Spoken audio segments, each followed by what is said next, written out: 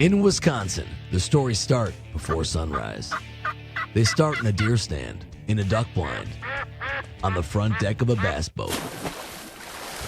Welcome to the Flippin' Sticks and Throwin' Lead podcast.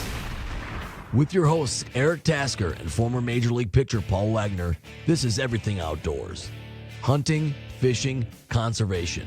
The wins, the misses, and the memories that stick with you for a lifetime. Out here, you earn your stories, and we're here to tell them. All right, well, here we are. It's a little variation of the Flippin' Sticks and Throwin' Lead podcast. This is our travel studio, I guess.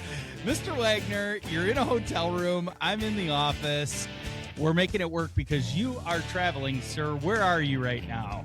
We have just arrived early this morning at about 4 a.m., about 4:30 a.m. We're in Kansas City. We have a three-game series, Friday, Saturday, and Sunday, and then we head out. And but yes, I'm here. The boys are here. Everybody's tired. Everybody's tired. Yeah, it just, driving through the night, you get up, you go to the gym, you try and get into the swing of things, and then you play another baseball game. It's absolutely, it is, right? It's crazy, but it's the grind. It's the grind we know about, and 100 games in 118 days. And you know what? Before we know it, the 100 games will be over, and me and you will be talking about how the food plots are going, where we are as far as September's coming up, opening day, and stuff like that. So again, time goes so fast. The years go by quick, and the days go by slow, as they always say. Oh man, do they ever? It's funny you say that as just kind of teeing up this conversation, because I don't know about you, but it feels like the last month has been 5 years. Just so much stuff going on, and it's just constantly, it's like one thing after another. Turkey season, graduation, Mother's Day, birthday, turkey season, traveling for baseball.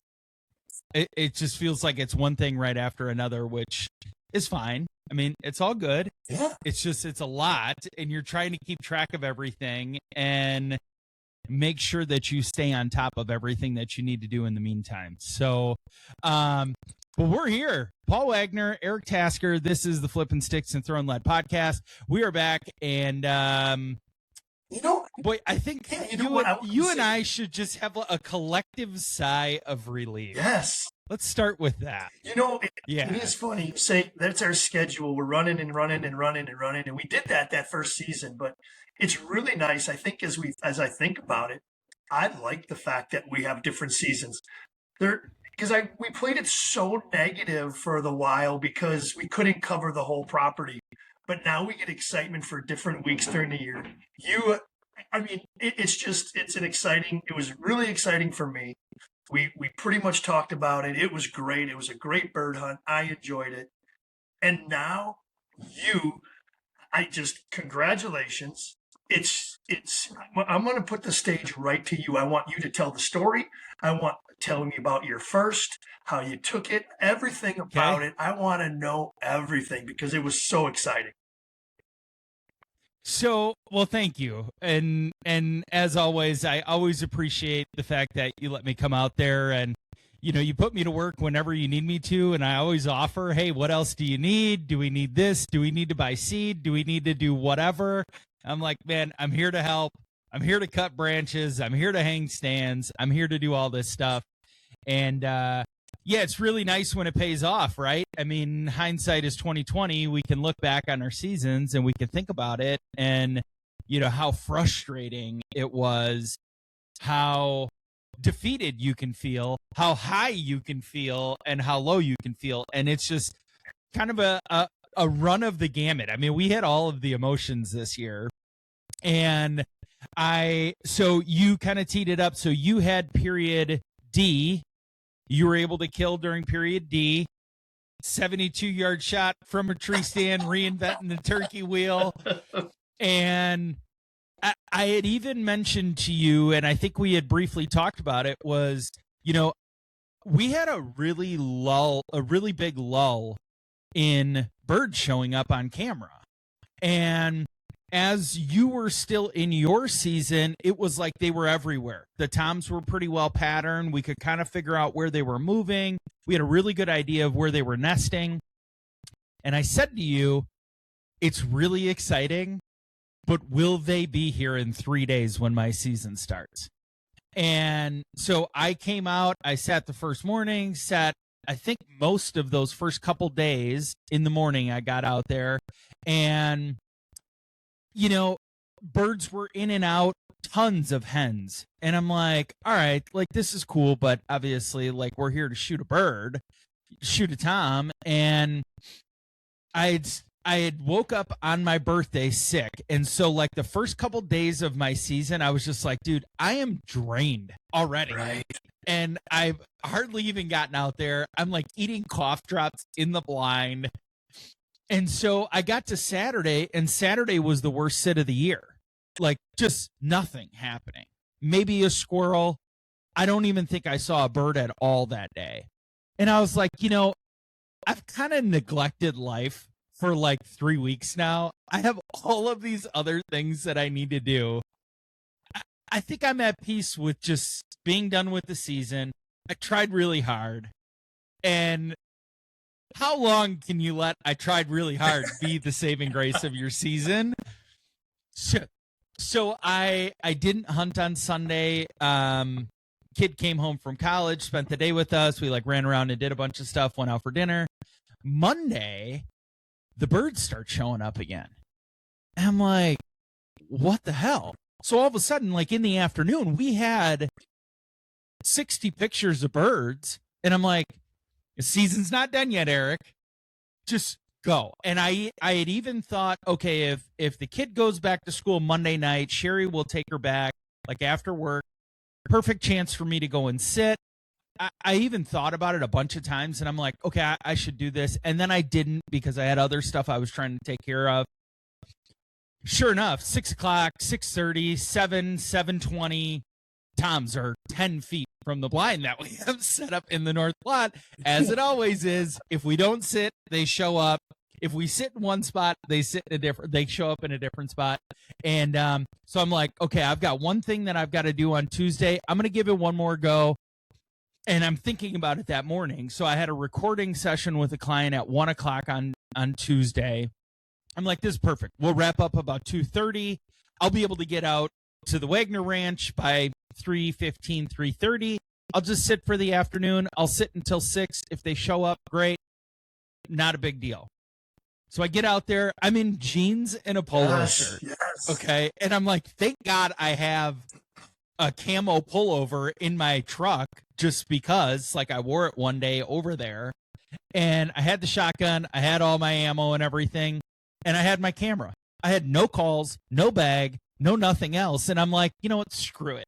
If it ever is going to happen, it's either going to be on Saturday when I showed up and I didn't bring my hunting boots and I was sitting in my Crocs, or it's going to be today when I show up in jeans, a polo shirt, this hat, I think, and like nothing else. So I'm like, okay, I'm going to sit, and it didn't take long, to be quite honest. I was sitting there. I was settled about 3:30, 3:45. I had texted you, hey, we're good. A couple birds have already been in, and I think we had like 2 hens that were kind of going back and forth from either side of the food plot. I'm like, all right, well, I mean, I know they're here. So about a half hour after that, it was like 4:30, 5 o'clock. At the blue chair, the camera went off, and there's like 5 jakes that show up. And I'm like, at this point, I'm okay with shooting a jake. It's legal. I'm all right with that. You got to start somewhere. So I texted Sherry and said, hey, I got a feeling I need to sit until like 7:30. Because there's been birds that will show up between 7 and 7:30, yeah. Kind of in that last window, probably heading back to roost. So I'm like, hey, I'm going to just sit until 7:30 or whatever. Well, those hens kept playing like in and out, just kind of walking around the food plot edge. And in, out, in, out, in, out. And here it is. It's about 6:10. And I see two gorgeous big ass fans walking through the woods. And I'm like, I first of all, I can't believe this could actually happen. Okay. Second, you're going to be patient and you're going to do this right. And you're going to kill this bird when it gives you an opportunity to. So don't text the boys, hey, toms are here. Got 2 toms in the woods. The hell with them. They can see the picture when you shoot the bird. Okay. And I'm like, okay, we've got 2 live action decoys that are in the plot right now. These hens that keep walking around. I know for a fact there's no way that those toms are not going to at least walk out and at least inspect the field in a position where I can get a shot. So I've got the windows open. I've got my camera going. And I kind of mentioned this to you, but there's that trail kind of on the north side of that food plot. And I'm still not 100% sure if it was walking, if the 2 toms were walking on that trail or if they were actually in the woods. Because either way, it was like blocked off from my visibility. Like it just looked like they were in the woods. So they round the corner and I'm like, oh boy. Do not screw this up, Tasker. You shit the bed enough times. Make it happen, pal. So I was super like calm about it. I'm like, all right, I got my gun. It's sitting on my lap. The camera is exactly kind of where I want it to be. I'm going to be able to kill a bird for the first time, and I'm going to be able to record my first kill. So I'm looking out the left window, and the birds were kind of working in on that trail. The left window, all I see is just the bird head, like neck and everything, beautiful, bright red head. And I'm like, I know that's a tom, but we also know that there are multiple birds out there that are like, one is bigger, one is like taller, one is, and I was like, that bird right there could die right now without me doing anything. I could see that bird. I had a clear shot. It was just on the other side of that little baby pine tree that's right outside the blind. The other one, I just see a bright white face through the pine tree. I'm like, this is so awesome. I'm so nervous, but this is so awesome. So I'm like, the bigger bird is the one that's in the walkway, but I'm going to have to scooch over like 6 inches. I'm going to have to readjust the camera, and that's all fine. So I moved the camera over. I thought I had it set up like appropriately. I start to, because of course it's not a desk chair where you can like roll around. It's not like in the Rednecks, because obviously you wouldn't be able to roll around on the ground. I almost fall over out of the chair moving it over because it like caught something. So I'm like, oh my God, this is just everything that I expected my first bird to be, right? So I move over. I'm able to, and it just sat there. It was looking and it was fanning out, which I posted that video, which was just so awesome to see those birds come around the corner. It's the moment you all wait for. And like you said, how often do you actually get to look back on that and say, this was the moment that it all went down? And to just to be able to capture that was really cool. So I grabbed the barrel. I just slightly rested the barrel right on the top of the window screen. And I was like, take your time. It's not going anywhere. You don't have to worry about anything. And remember, I told you last week, I swapped out my choke and I swapped out my ammo and I had never patterned it. And I'm like, this bird is inside of 20 yards. If I don't hit this damn thing, we have some serious, serious problems. We're going to be selling more than just a red dot. We're going to be selling everything. We're going to be selling everything. And I'll tell you a story about that after this. So sure enough, I just put the bead on him, squeeze off, whack, right there, dropped right in the trail. It was super easy. So I get out of the blind. Now, anybody that's ever set up a ground blind knows that you have little tent stakes and everything with your cords to hold it there. I almost eat shit running out there because I tripped over the one line that is tent stake down to the ground. And I'm like, this is just so comical. So, of course, call you first. Wags, killed a bird. Got it right here. I'm standing over it. We talk quick. I call Sherry. Get the arts and crafts supplies, got a bird down, and I'm sitting there, and so Debbie ended up coming out, and she took pictures for me, which was so nice. So I'm standing there, and I'm like, I can't believe that it finally happened. Like, this was the exact scenario you want to have happen. No chaos.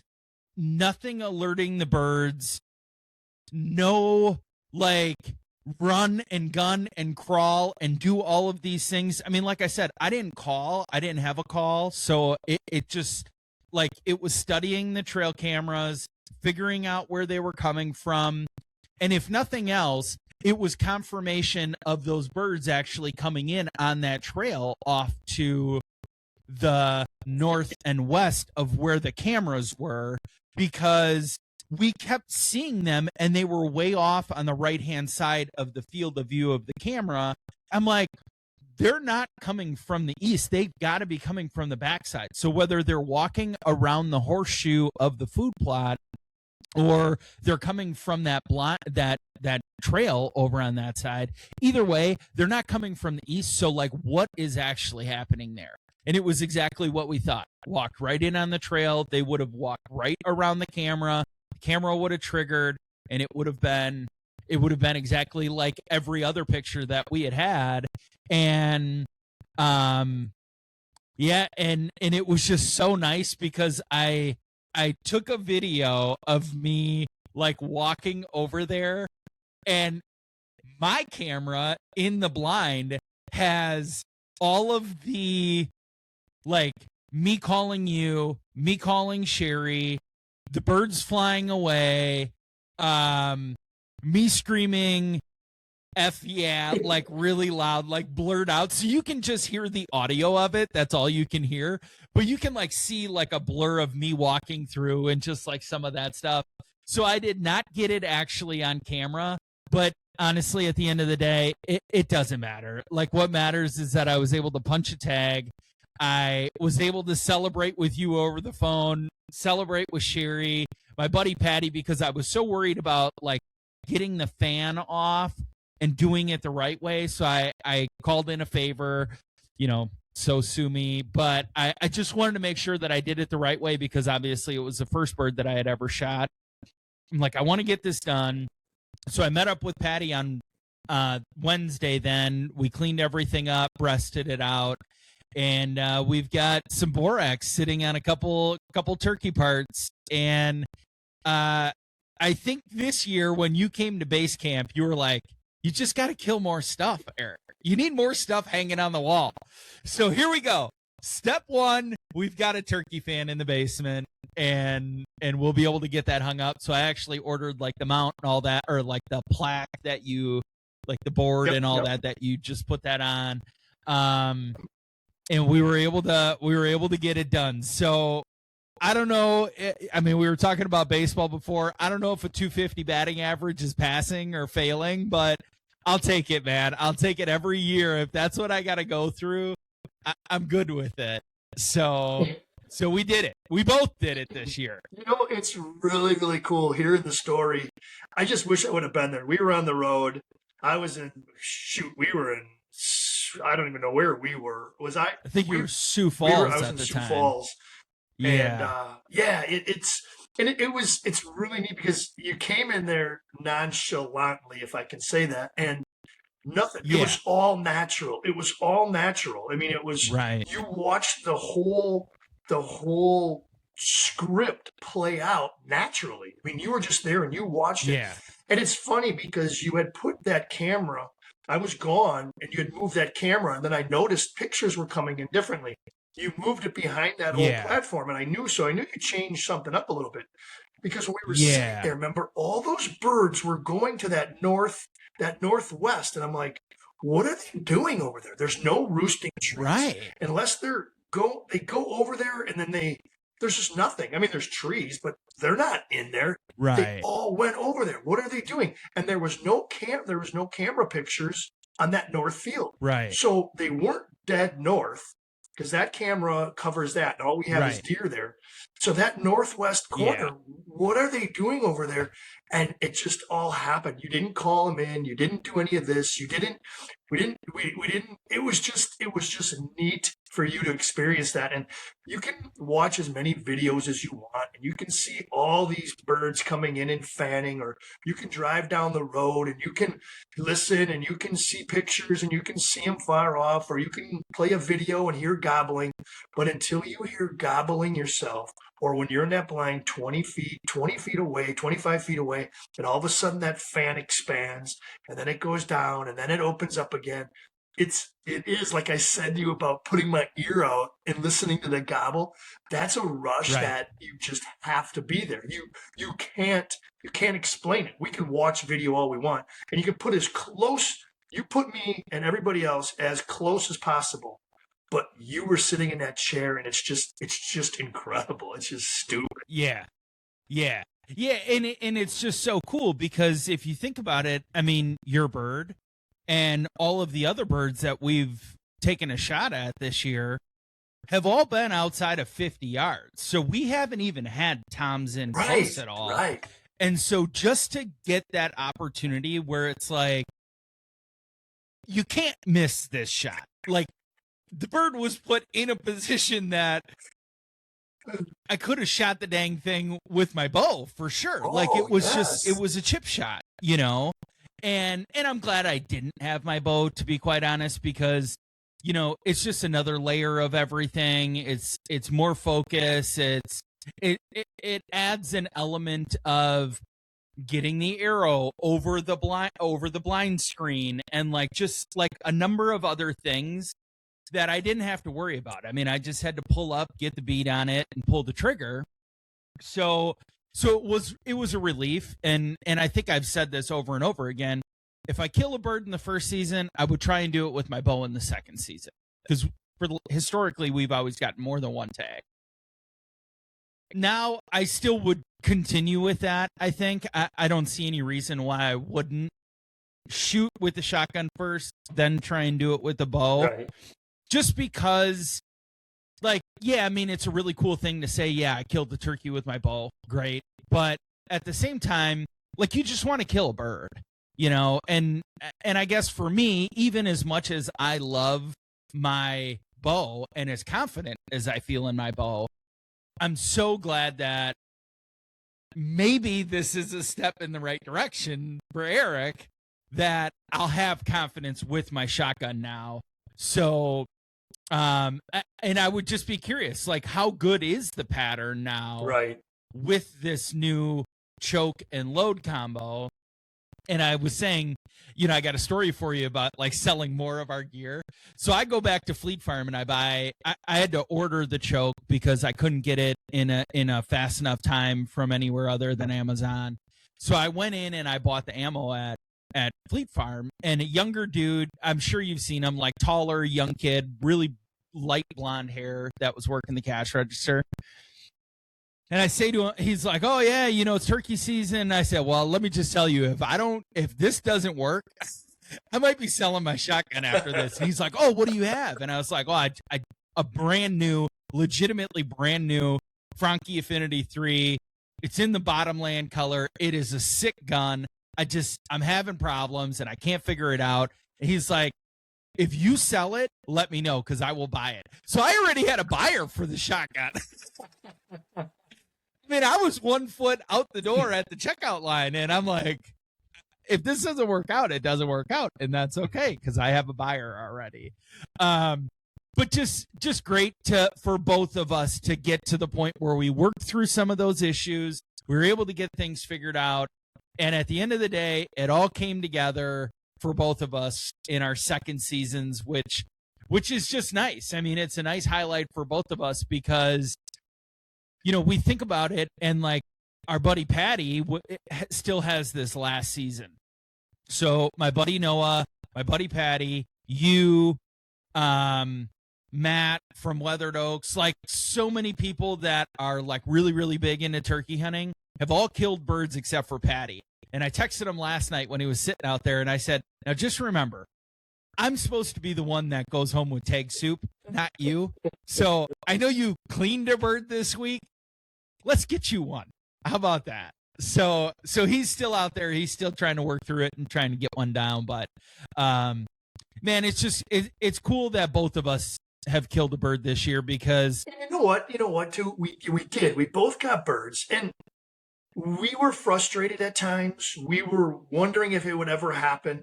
But if we knew the script would end with both of us holding birds, you know what? Yeah. I wouldn't change it at all. I enjoyed hunting. Yeah. I enjoyed the seasons. I enjoyed the ups, the downs.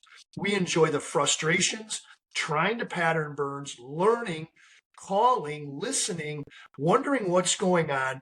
We did so much. And this topic comes up a lot. Do you shoot opening morning? You get into the blind at 10 to 5. Birds come off the roost at 5:30 and you're done. Yes, you have accomplished your goal. You've filled your tag. You've got breasts. You've got your chicken nuggets, your turkey nuggets. You're ready to go. But you don't get to experience the hunt. And I think the hunt is something that a lot of people away from because we enjoy it. We enjoy watching camera pictures, right, figuring it out and stuff like that. So I wouldn't change a thing knowing the outcome. Obviously, I don't want to eat tag soup, or neither do you. But you know what? It was a fun 4-week period, 5-week period that we were interested inside the game, as they always say. And it was a it was a fun journey. Yeah. And it's funny because I had recorded a video just kind of like talking about this almost like imposter syndrome of you think you're doing everything right.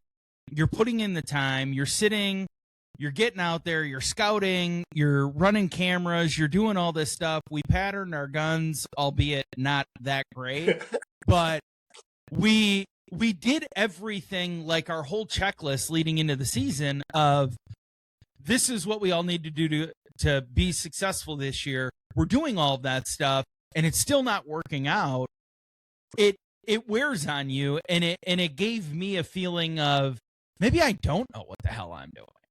And we all know that, like, we've all killed stuff. We've all killed bucks and we've killed does and we've killed, geese and whatever. But, for me, I think it was kind of a hard pill to swallow. And really why I kind of wrote the rest of that season off was just purely for the fact that I even held on to that video for like 3 or 4 days because I was like, I don't know if I should put this out there because it is kind of like a defeatist mentality.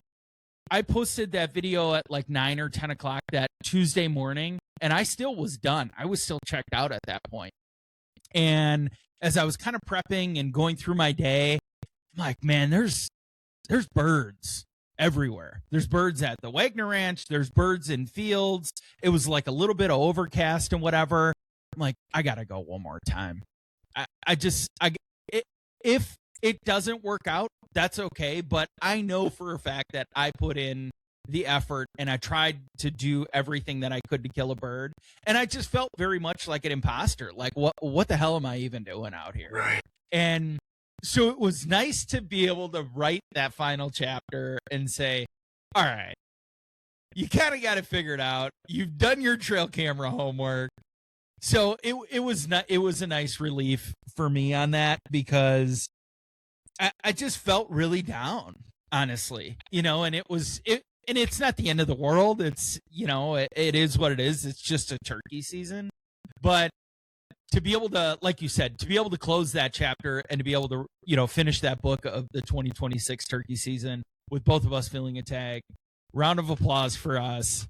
Thank goodness we got it done. And we've got some more decor for the walls. So, and isn't it amazing how now you sent me a picture because I wasn't able to. I was at the field, so I was unable to see it. Yeah, There are birds, and it's almost like they know that out of those 3 times, let's just say those 3 times, there's one left, and then there's that one other one to the south. So let's just say, making up a number, it's not true, but let's just say we know for a fact that there's about 2 more times left.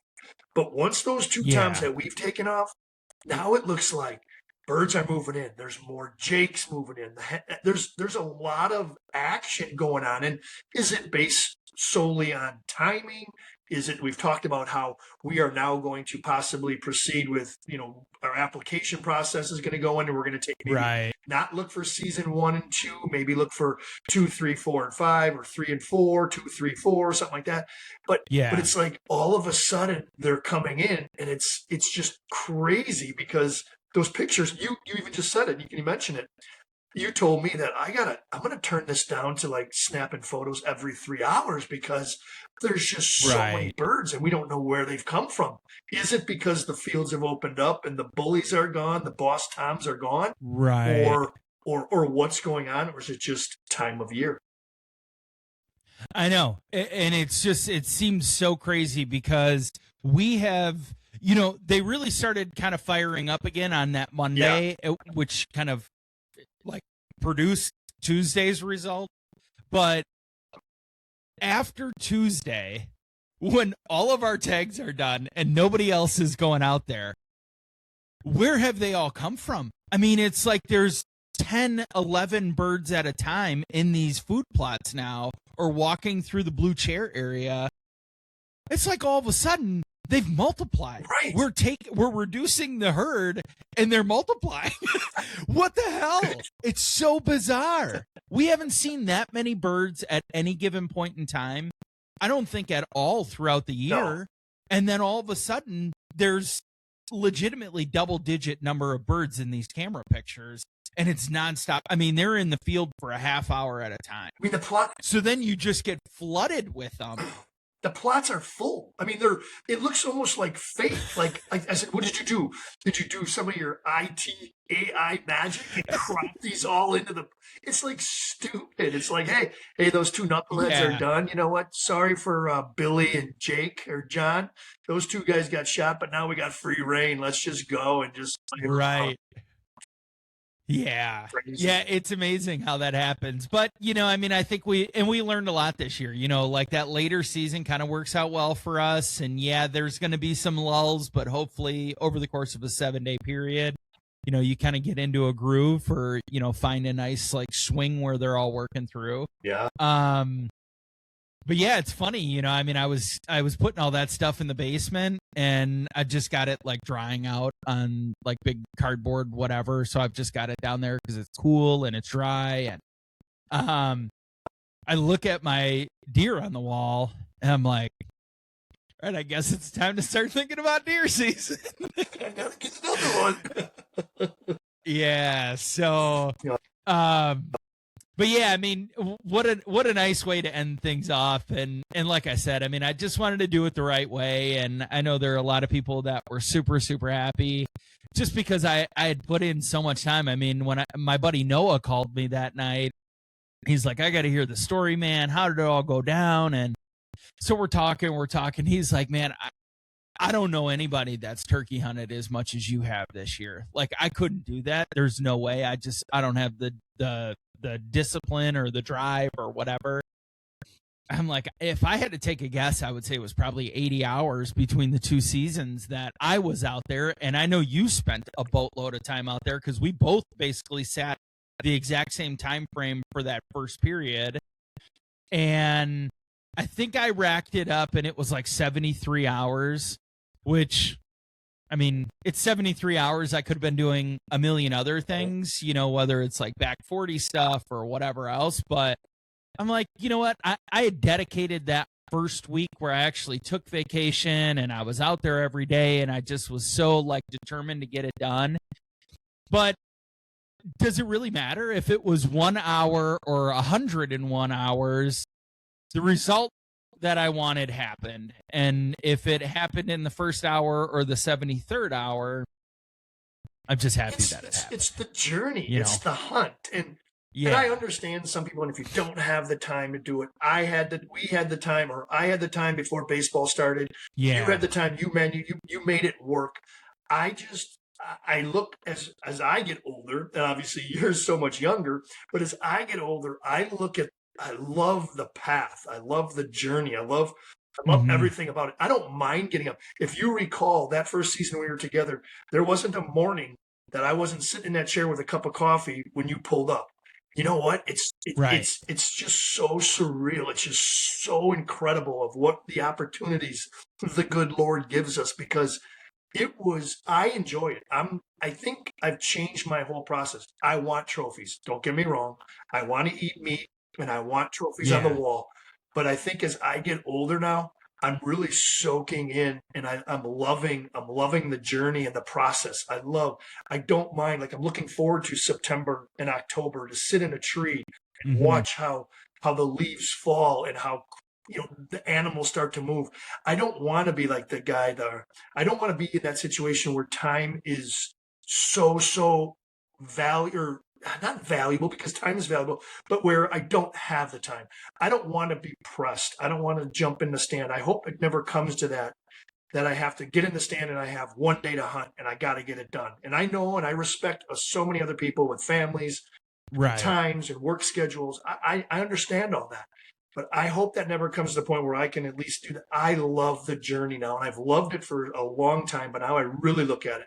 And when I watch you and I see the journey and the time and the process and everything that you did, I didn't harvest that bird, but listening to you talk and the way you call me on the phone and stuff, and it's a weird feeling. I'm happy. I'm so happy because it's so incredible. It's so fun, and it's something that you will never forget. And it's just, I love the journey. I think that's my new thing. I love the journey and I love the process. Yeah, and that is so much of the sweetness of actually filling a tag, whether it is October or it's April, whatever you're hunting. That's the big thing, is that, like, what did it take for you to get there? Because let's be honest, if we walked out there and we shot a 160-inch deer on the first morning of the season, we'd be like, what the hell are we going to do for 5 months? Well, we know we're going to shoot does at my place. For sure, yeah. So, but the opposite side of that is that's what kind of puts you into panic mode with turkey season, because you only have a week. Yeah. So you get what you get. Weather, overcast, sunny. Are the birds coming through? Are they on that pattern? Are they on that route? You don't really get a choice. Right. And that's what kind of makes turkey season really hard, is that, like, it takes a lot more just to get on the birds, and it almost just has to be a timing thing for you to be in the right place at the right time, which, to be fair, we were so often in the wrong place at the wrong time. Which, it is what it is. It is what it is. But that's what we can look forward to, is not having the stress of a 1 week season or 2 weeks over the course of a month. Yeah. So, well, good. Well, I don't know what it's like in Kansas City right now, but I will tell you this. When I woke up yesterday and today, I'm like, we just got through like 80-degree days, and now it's like 50 degrees in the morning. I'm like, oh, baby. Just fuel the fire of thinking about October and like that first cold snap that comes through. So it's going to get warm. We've got a long time before deer season. We're not going to chop at the bit too hard for that. But, well, I know we got to wrap up here. Is there anything else you want to touch on? When are you back? What's going on with the team? What's your record right now? Maybe I shouldn't ask. I don't know. So this is completely like unplanned, but. No, we're 4-3. We're 4-3. We just split. We split the 2-game series, or the 4-game series, with Sioux Falls again. So we're 2-2 out here. And now we just rolled into Kansas City. They are the best team in the West. They are probably one of the best teams in the league in general. So to take a split on the 4-game series is good. We get out here, but I wanted to mention this. So baseball's going good. Guys are doing good. We're trying to figure things out. We've got a long season ahead of us. The old cliche, or the old saying, it's a marathon, not a sprint. But this year, I have a lot of guys on the team that they fish. There's a lot of fishing guys, and Yeah. it used to be guys used to bring golf clubs on the bus or the trips. Okay. I do have some of those, but now we have guys that bring fishing poles. And I go, I asked this one guy, where are you going, Trey? What are you doing?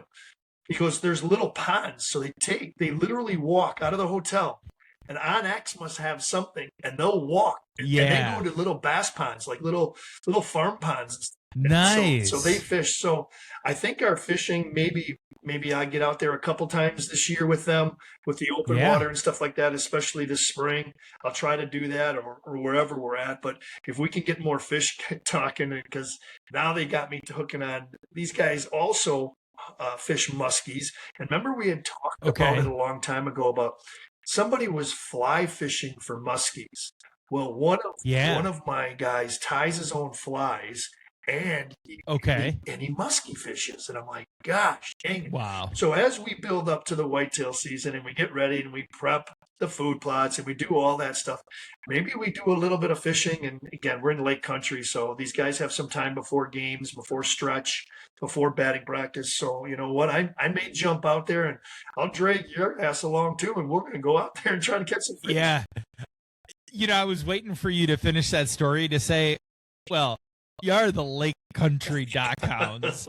So we have plenty of bodies of water around here that are a 5, 10 minute, 15-minute drive from where we all are.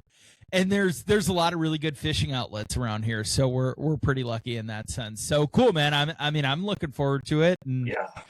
I know I haven't really fished much the last 2 years just because life has been chaos, but I'll get out there. I actually thought about buying a fishing pole at Walmart the other day. I'm like, I don't know, maybe this will get the juices flowing. So I had to real quick. One of the guys came in and he goes, "What do you got?" And I went up there. I picked up some stuff. I got a couple reels that I had for a while. I got this Fluger. I got some good. And they took it all. He took it apart. He greased it up. He made it all nice. I got 2 Ambassadors. I think they're C4 or 7s. They are the blue ones. So he redid all of my musky reels. So both of my musky reels are ready to go with a braided, whatever he decided to put in. And I got 3 spinners.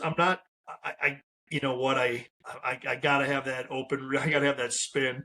So the spin casters are out there, but I got all those. So I have no excuse now. All my equipment is set. Nice. They took care of it. They cleaned it. They put new string in it, new line in it, different pounds.